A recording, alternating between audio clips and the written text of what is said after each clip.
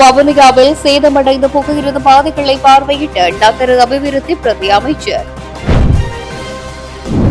இலங்கையில் 6 பேரில் ஒருவர் வறுமை நிலையில், கந்தசாமி பிரபு தெரிவிப்பு. மன்னாரில் 2 புதிய காற்றாலை மின் நிலையங்கள் அமைச்சரவை வழங்கியுள்ள ஒப்புதல். அர்ஜுன் மகேந்திரனுக்கு பிடியாடை. மாத்தளை மாவட்டத்தில் மண் சரிவு அபாயம், 400 பேர் உடனடியாக வெளியேற எச்சரிக்கை. இலங்கையர் தினம் தேசிய நிகழ்ச்சி திட்டம் ஒத்திவைப்பு. இந்திய மீனவர்களை கட்டுப்படுத்த கோரி யாழ் மாவட்ட செயலகம் முன்பாக போராட்டம். மீண்டும் திறக்கப்படும் வான்கதவுகள், மட்டக்களப்பு உட்பட பல பகுதிகளில் நிரம்பி வழியும் நீர்த்தேக்கங்கள். சம்பளத்தில் 4 லட்சத்தை பாதிக்கப்பட்டவர்களுக்காக ஒதுக்கிய அர்ஜுனா. யாழ் பல்கலை கிளிநொச்சி வளாக கட்டடங்கள் நிர்மாணிக்கும் திட்டம். மாகாண சபை தேர்தல், அரசாங்கம் எடுத்துள்ள நடவடிக்கை. தொடர்பான விரிவான செய்திகள். வவுனியாவில் சேதமடைந்த புகையிரத பாதைகளை நேற்றைய தினம் நகர அபிவிருத்தி பிரதி அமைச்சர் இரங்க குணவர்த்தன பார்வையிட்டிருந்தார். நொச்சிமோட்டை பகுதியில் ஏற்பட்ட கடும் வெள்ளம் காரணமாக அப்பகுதியில் இருந்த புகையிரத பாதை கடுமையாக சேதமடைந்துள்ளது. தற்பொழுது குறித்த பாதையை செப்பனிடும் பணிகள் ராணுவத்தினரின் உதவியுடன் புகையிரத திணைக்களம் மேற்கொண்டு வருகின்றது. இந்நிலையில் சுமார் 125 மீட்டர் நீளமான சேதமடைந்த வீதியை செப்பனிடும் பணிகளை இன்றைய தினம் நகர அபிவிருத்தி அமைச்சர் ஏரங்க குணவர்த்தனு நேரில் சென்று பார்வையிட்டிருந்தார். இதன்போது அங்கு பணியாற்றும் ராணுவத்தினர் மற்றும் புகையிரத திணைக்கள ஊழியர்களுடனும் கலந்துரையாடல்களில் ஈடுபட்டிருந்தமை குறிப்பிடத்தக்கது. இலங்கையில் 6 பேரில் ஒருவர் வறுமை நிலைக்கு உள்ளாகியுள்ளனர். அதனை நாங்கள் மீட்க வேண்டும். தொடர்ந்து இந்த நாட்டினை வறுமை உள்ளவர்களை கொண்ட நாடாக கொண்டு செல்ல முடியாது என தேசிய மக்கள் சக்தியின் மட்டக்களப்பு மாவட்ட பாராளுமன்ற உறுப்பினர் கந்தசாமி பிரபு தெரிவித்தார். கடந்த காலத்தில் வறுமை ஒழிப்பு என்ற ரீதியில் பல திட்டங்கள் நடைமுறைப்படுத்தப்பட்டாலும் அவை தோல்வியுற்ற திட்டங்களாகவே இருந்தது. தங்களது அரசியல் வட்டத்துக்குள் அந்த செயல்பாடுகளை கொண்டு சென்றதே அதற்கு காரணம் எனவும் அவர் தெரிவித்தார். தேசிய மக்கள் சக்தி அரசாங்கம் கிராம மட்டத்தில் அபிவிருத்தி நடவடிக்கைகள் வெற்றியளிக்க கிராமிய மக்களின் பொருளாதாரத்தை அபிவிருத்தி செய்யும் வகையில் அறிமுகப்படுத்தும் பிரஜா சக்தி வேலை திட்டத்தின் கிராம மட்டங்களில் முன்னெடுப்பதற்கான வேலை திட்டங்கள் முன்னெடுக்கப்பட்டுள்ளன. கிராமிய ரீதியில் வறுமையினை ஒழித்து சுபீட்சமான நாட்டினை உருவாக்கும் நோக்கில் இந்த திட்டம் நடைமுறைப்படுத்தப்பட்டு வருகின்றது. மட்டக்களப்பு மாவட்ட பாராளுமன்ற உறுப்பினர் கந்தசாமி பிரபுவின் தலைமையில் பிரஜாசக்தி குழுக்கள் அமைக்கப்பட்டு வருகின்றன. இதன் கீழ் மண்முனை வடக்கு பிரதேச செயலாளர் பிரிவில் உள்ள 48 கிராம உத்தியோகத்தர் பிரிவுகளுக்குமான பிரஜாசக்தி தலைவர்களுக்கான நியமன கடிதங்கள் இன்று வழங்கி வைக்கப்பட்டன. மண்முனை வடக்கு பிரதேச செயலக தேபா மண்டபத்தில் பிரதேச செயலாளர் சிவபிரியா வில்வரட்னத்தின் ஒழுங்கமைப்பில் நடைபெற்ற இந்த நிகழ்வில் பாராளுமன்ற உறுப்பினர் கந்தசாமி பிரபு பிரதம அதிதியாக கலந்து கொண்டு இந்த பிரஜாசக்தி தலைவர்களுக்கான நியமன கடிதங்களை வழங்கி வைத்தமை குறிப்பிடத்தக்கது. நாட்டில் இருக்கின்ற வறுமை நிலையை ஒழிப்பதற்கான ஒரு முயற்சியாக கிராம மட்டத்திலிருந்து நாங்கள் இந்த வறுமையை தணிப்பதற்கான வேலை திட்டமாக இந்த பிரஜாசக்தியை ஆரம்பித்திருக்கிறோம். இலங்கையை பொறுத்தவரைக்கும் இலங்கை திருநாட்டிலே அனைத்து விதமான வளங்கள் இருந்தாலும் ஆனால் நாங்கள் இன்னும் வறுமையிலே தான் சிக்கிக் கொண்டிருக்கிறோம். கிட்டத்தட்ட 6 பேரில் ஒருவர் இன்று வறுமை நிலையில் தள்ளப்பட்டிருக்கிறார்கள். அதை நாங்கள் மீட்க வேண்டும். தொடர்ச்சியாக இந்த நாட்டை வறுமையான ஒரு நாடாக நாங்கள் வைத்துக் கொள்ள முடியாது. அந்த அடிப்படையிலே தான் உருவாக்கியிருக்கின்றோம். தெரியும், கடந்த காலங்களிலே வறுமை ஒழிப்பதற்காக பல திட்டங்கள் கடந்த கால ஆட்சியாளர்களால் உருவாக்கப்பட்டிருந்தது. அந்த திட்டங்கள் நடைமுறைப்படுத்தப்பட்டிருந்தது. ஆனால் இறுதியிலே அது அனைத்தும் தோல்வியுற்ற நிலைமையில் தான் செல்லிருந்தது. காரணம், தங்களது அரசியலுக்காக அந்த திட்டங்களை தங்களது குறிப்பிட்ட வட்டத்துக்குள்ளே தங்கள் அரசியல் செயற்பாடுகளுக்காக அதை முன்னெடுத்து செயற்பட்டதன் காரணமாகத்தான் அந்த திட்டங்கள் அனைத்தும் தோல்வியை கண்டிருந்தது. ஆனால் இம்முறை நாங்கள் வகுத்திருக்கிற இந்த திட்டம் கிராம மட்டத்திலே கிராம அமைப்புகளை உருவாக்கி அந்த அமைப்புக்கின் ஊடாக கொண்டு வருகின்ற திட்டங்களை அரச உத்தியோகத்தர்களும் சேர்ந்து அந்த உருவாக்கப்படுகின்ற திட்டங்களை அதற்கான நிதிகளை வழங்கி அதை அபிவிருத்தி செய்வதுதான் எங்களது நோக்காக இருக்கின்றது.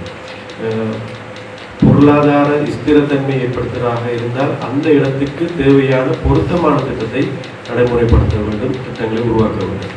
சில அந்த பிரதேச மக்கள் தான் அறிவார்கள் எது அந்த இடத்துக்கு பொறுப்பே. இதை கிராம மட்டத்திலே இருந்து நாங்கள் ஆரம்பிக்கிறோம்.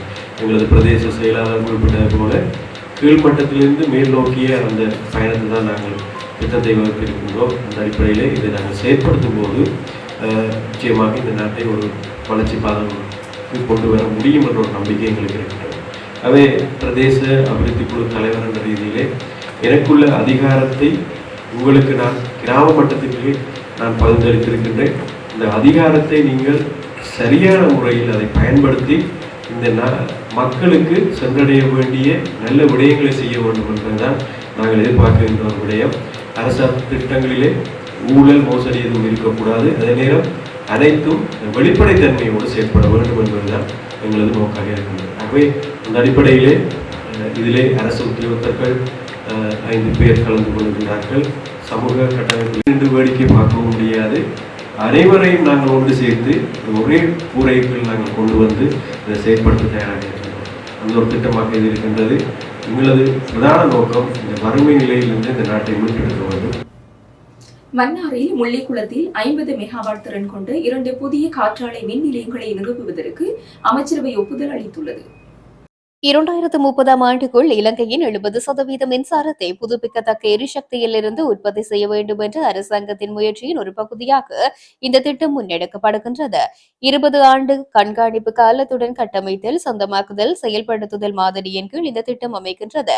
100 மெகாவாட் திட்டமான முள்ளிக்குளம் காற்றாலை மின் பூங்காவுக்கு தனியார் துறையிடமிருந்து முன்மொழிவுகளை அளிக்க எடுக்கப்பட்ட முடிவை தொடர்ந்து இந்த ஒப்புதல் வழங்கப்பட்டுள்ளது. சர்வதேச போட்டி ஏல செயல்முறை மூலம் முன்மொழிவுகள் கூறப்பட்டன.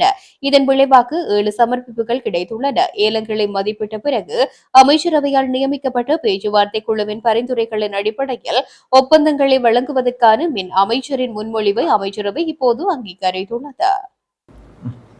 பண மோசடி தொடர்பான விசாரணை குறித்து தாக்கல் செய்யப்பட்ட புகாரில் சந்தேக நபர்களாக பெயரிடப்பட்டுள்ள முன்னாள் மத்திய வங்கி ஆளுநர் அர்ஜுன மகேந்திரன் உட்பட 2 சந்தேக நபர்களை கைது செய்து முற்படுத்த உத்தரவிட்டு மீண்டும் திறந்த பிடியாணைகளை பிறப்பிக்க கொழும்பு நீதவான் நீதிமன்றம் நேற்று குற்றப்புலனாய்வுத்துறைக்கு உத்தரவிட்டது. தொடர்புடைய புகார் கொழும்பு தலைமை நீதிபதி ஆசங்க எஸ் போதரகம முன் விசாரணைக்கு வந்தது. பெர்பச்சுவல் ட்ரெஷரர்ஸ் லிமிடெட் முன்னாள் மத்திய வங்கி ஆளுநர் மற்றும் சந்தேக நபர்களுக்கு எதிராக பண மோசடி சட்டத்தின் கீழ் குற்றப்புலனாய்வுத்துறை இந்த புகாரை தாக்கல் செய்துள்ளது. புகார் அளிக்கப்பட்ட போது சந்தேக நபர்களான பெர்பச்சுவல் ட்ரெஷரீஸ் லிமிடெட்டின் பணிப்பாளர்களான Arjun Aloysius, Jeffrey Aloysius, Kasun பாலிசேடு, PM குணவர்த்தன மற்றும் முத்துராஜ் சுரேந்திரன் ஆகியோர் நீதிமன்றத்தில் முன்னிலையானார்கள். சந்தேக நபர்களாக பெயரிடப்பட்ட மற்ற சந்தேக நபர்களான முன்னாள் மத்திய வங்கி ஆளுநர் அர்ஜுன் மகேந்திரன் மற்றும் அஜான் ஹார்திய புஞ்சிகேவா ஆகியோர் நீதிமன்றத்தில் முன்னிலையாகவில்லை. சந்தேக நபர்களை உடனடியாக கைது செய்து நீதிமன்றத்தில் முற்படுத்துமாறு குற்றப்புலனாய்வுத்துறைக்கு தலைமை நீதிபதி உத்தரவிட்டார். அந்த நேரத்தில் குற்றப்புலனாய்வுத்துறைக்கு மீண்டும் திறந்த பிடியாணைகளை பிறப்பிக்க தலைமை நீதிபதி உத்தரவிட்டார்.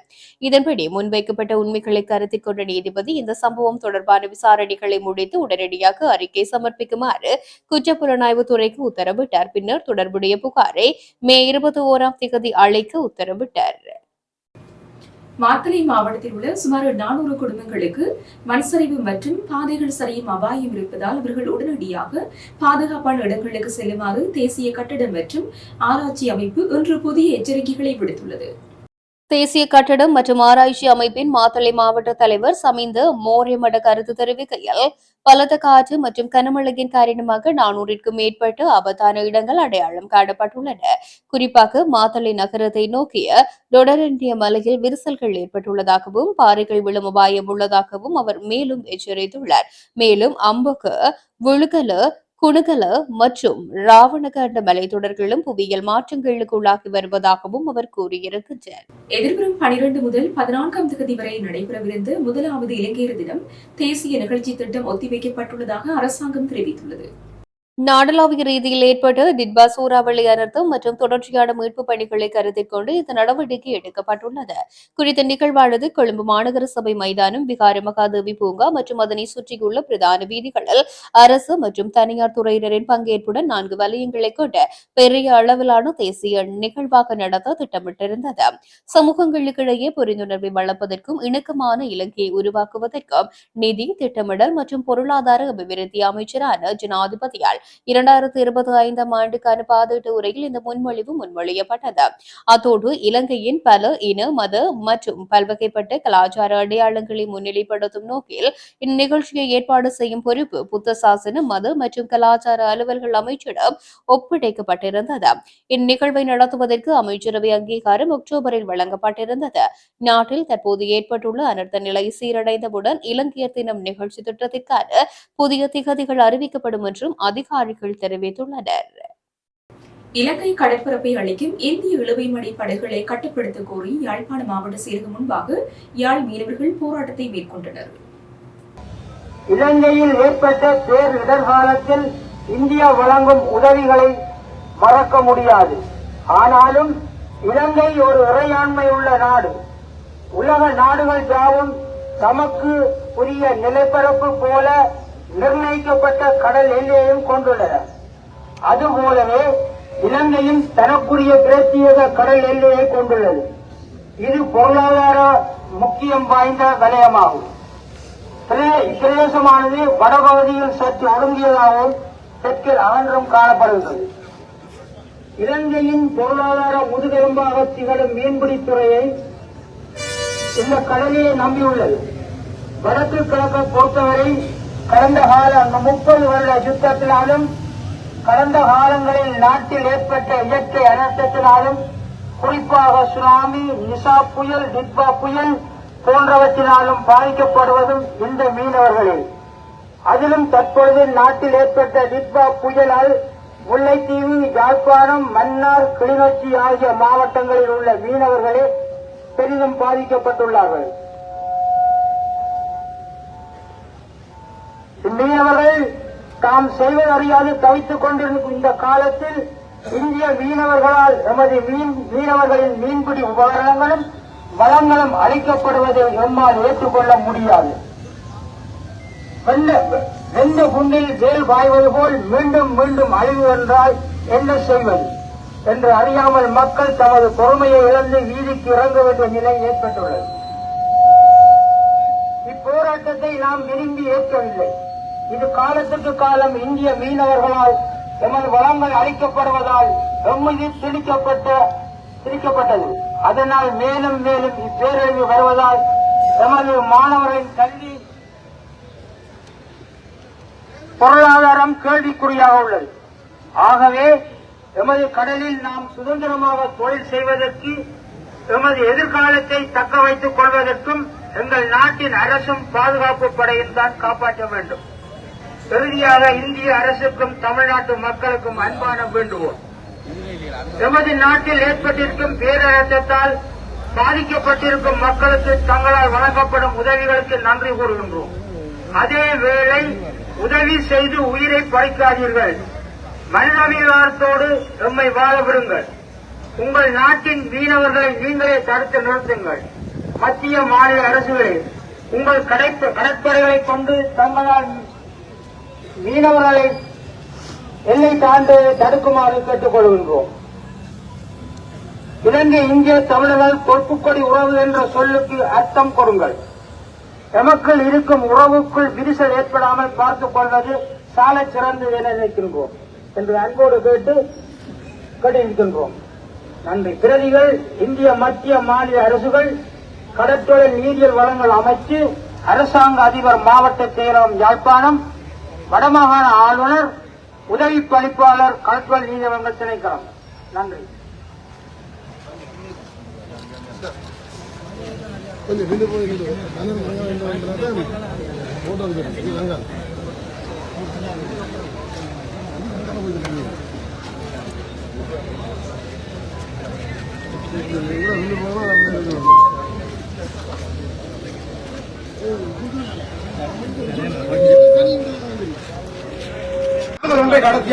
இனி ஒரு ஆர்ப்பாட்டம் நாங்கள் செய்ய இருப்பதா இருந்தால் இந்திய தூதரகம் இந்த யாழ் மாவட்டத்தில் இருக்கக்கூடாது என்பதுதான் எங்களுடைய ஆர்ப்பாட்டமாக இருக்கு. இந்திய தூதரகம் எங்களுக்கு எதுவுமே செய்யவில்லை. இந்த இந்திய தூதரகம் எங்கள் இடத்திலே வேண்டாம். நாங்க சைனாவையோ அமெரிக்காவையோ கொண்டது இங்கே நாங்கள் இடம் கொடுத்து விடுவோம். இதுதான் இனிமேல் நடக்கும். இந்திய அரசாங்கம், இலங்கை அரசாங்கத்துக்கு நீங்கள் உடனடியாக உங்களுடைய எல்லையை தாண்டி வந்தால் நீங்கள் சுட்டும் கலைக்கிறது உங்களுக்கு அனுமதியை கொடுங்கள். உடனடியாக இலங்கை அரசாங்கம் செய்யும். நீங்கள் சுட்டாலும் கூட அவர்களுக்கு ஒரு அழுத்தத்தை கொடுக்கிறீர்கள். ஏறி மிதித்து காலக்கையை வைக்கத்தான் நீங்கள் விரும்புகிறீர்கள். இதை உடனடியாக செய்ய சரியான முறைக்கு செய்யுங்கள். அடுத்த ஆர்ப்பாட்டம் என்றால் இது மட்டுமல்ல, இதில் கிட்டத்தட்ட 2000 சனத்துக்கு மேல வந்திருக்குது. ஆனா இது மட்டுமில்ல, இனிமேல் 5000 10,000 ஆட்களை திரட்டி உடனடியாக நாங்கள் இந்திய தூதரகத்தை இல்லாமல் தான் செய்வோம். நாங்கள் அரசாங்கம் மத்தியிலே வேலை செய்கிறோம் தான். ஆனால் நாங்கள் மக்கள் மத்தியில நிற்போம். நாங்கள் இன்று மக்களோடு இருக்கக்கூடிய அரசாங்கம் என்றபடியால் மக்கள் மத்தியில நின்று கதைக்கிறோம். கடந்த 24 மணி நேரத்தில் பல ஆற்றுப்படுக்கைகளில் 50 மில்லிமீட்டருக்கும் அதிகமான மழை பெய்துள்ளதாக நீர்ப்பாசனத்துறை பணிப்பாளர் பொறியியலாளர் LM சூரிய பண்டார தெரிவித்துள்ளார். அவர் இன்று காலை இந்த தகவலை வழங்கியுள்ளார். அவரின் கூற்றுப்படி குறிப்பாக ஜின்கங்கை, களுகங்கை, களனிக்கங்கை மற்றும் யானோயா படுகைகளின் மேல் பகுதிகளில் மட்டக்களப்பு மாவட்டத்தின் சில இடங்களிலும் கிட்டத்தட்ட 50 மில்லிமீட்டர் மழை பெய்துள்ளது. இதன் காரணமாக சில ஆறுகளில் நீர்மட்டம் அதிகரித்திருந்தாலும் வெள்ள அளவு அதிகரிக்கும் அபாயத்தை இது குறிக்கவில்லை என்றும் சூரிய பண்டார தெரிவித்துள்ளார்.